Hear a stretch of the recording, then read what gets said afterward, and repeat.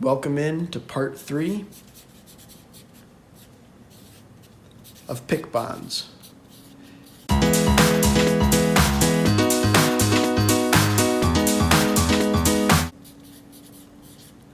Again, I'll say here, if you have not watched the first 2 videos, I would go ahead and watch those. It'll give you a good base going forward.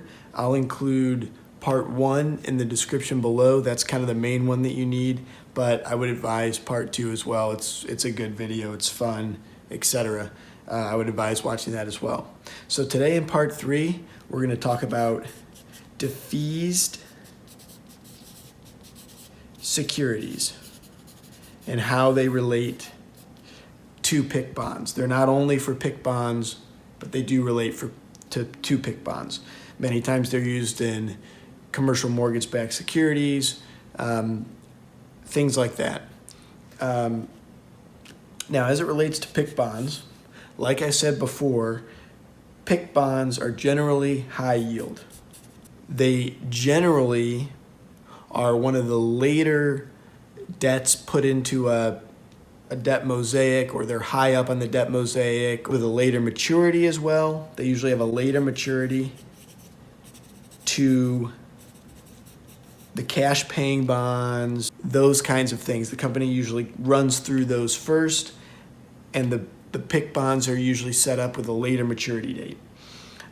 They're high risk as well because they're sort of later paid. You can be paid with more bonds, which effectively are more liabilities. So in order to get paid for this, usually the lender is going to want full payment. So written into these contracts are early payment or prepayment penalties. This is because the lender wants to be fully paid back for their risk with this higher interest rate. Now, let's say the PIK bonds are used in a takeover or something like this. The company starts producing a lot of cash and they want to pay off early. How would they do this? How would they help to get around this prepayment penalty? So they want to pay early. They want to get around this prepayment penalty. That's going to be defeased securities. Now, the way I'm going to explain, so we don't have to get into a bunch of definitions and legalese, is I'm going to use a CMBS example because it's very illustrative and it's used a lot in CMBS. So that's commercial mortgage-backed securities. They're going to, and again, I'm going to simplify, but get to the point on defeased. So you have the CMBS, and this has a stream of payments to the purchaser. Now, these mortgage-backed securities, which is what this is, are going to be backed by these mortgages. And these mortgages are loans on houses. We're going to call these, to some degree, and again, this is an oversimplification, but we're going to call this to some degree houses / mortgages, okay? Now, let's say that, or again, these are commercial, so it's not really houses, but, warehouses / mortgages, okay? So you have an early prepayment penalty on these CMBSs many times because this purchaser wants this stream of payments going forward. They're looking for some certain rate of return going forward. And in order for someone to get a piece of real estate out of here or get rid of a mortgage and get that mortgage out of here, get that piece of real estate out of here, they have to put something back in that avoids that early prepayment penalty. And in this case, this would be defeased securities, which can be cash or cash equivalents generally. Again, it's the cash equivalents portion of that. Many times it's treasury bills or a lower yielding, okay. So many times it's treasury bills or lower yielding things or similar yielding. The person pulling the house out is going to want as close as he can, and that allows them to see the maximized benefit of the defeased securities. So they're going to pull that mortgage out, pull that piece of real estate out, and they're going to put back in, which is then going to go back here, these cash or cash equivalents. And they're going to be equal to this mortgage plus interest. And as far as time value goes, effectively, this is going to be the new box that pays out that money. So the money is going to come out of here at the same rate that it would have before. So it's going to come out of here as this purchaser gets paid. It's going to come out of here, go into here, go into here at the same rate. And this has to equal that. And again, you can see that there's some percentage of the treasury bonds or some percentage of other bonds would help to reduce that prepayment penalty. So effectively, this person pulling this house out buys these bonds. They give those bonds to a trust, to an escrow, to whatever, however it's done.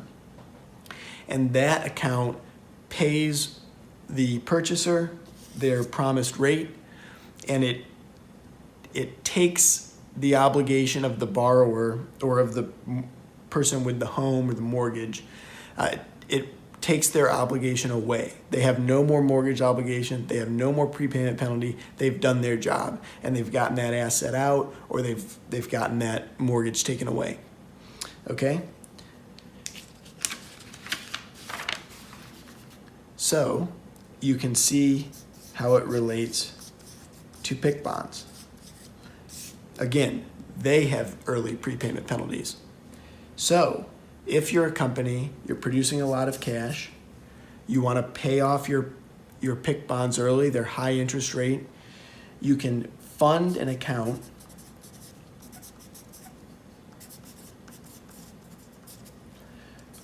with a portfolio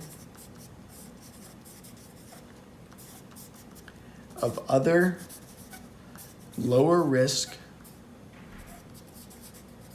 And again, this is going to be some of what goes in that portfolio is going to be based on the contractual obligations, etc. But generally of lower risk securities. And that account has enough money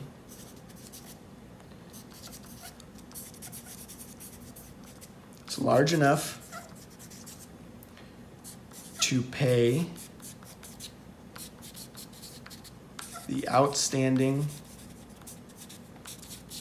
PIKs with interest, or until they're due, with their interest until they're due. So again, Defeased Securities, it's a bit of a complex thing, but I want to kind of just keep it simple as we start here. Again, I'm going to run over it again just because it is a little bit whatever.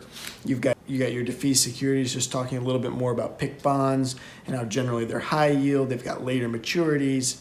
They've got prepayment penalties. Something you see many times in CMBS, as there's a stream of payments guaranteed to the purchaser. Someone wants to get their commercial real estate out. They want to get the mortgage taken away, but they don't want to pay that prepayment penalty. They can guarantee those payments by putting these Defeased Securities into account, by pledging them into an account, and then they pay accordingly. And again, as it relates to PIK bonds, you can fund an account with a portfolio of these lower risk securities. If you're producing a lot of cash and you want to again, if you're producing a lot of cash and you want to pay off those PIK bonds early, just fund an account